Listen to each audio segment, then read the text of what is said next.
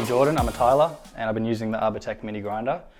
Found it really useful for tile removal and grout removal especially. There's not really many tools available to do that job, unless you want to do it by hand. Scraping grout out will take hours.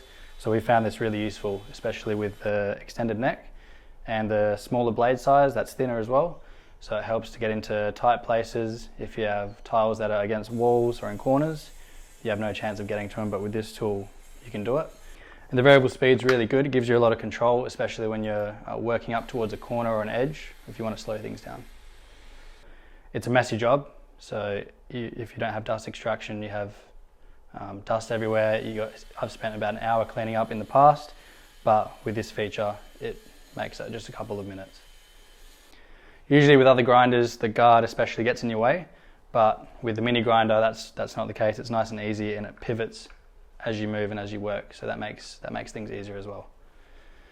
And for one of the jobs we've done recently, having the thinner and smaller blade size worked really well into tighter grout joints, so it made the job nice and easy.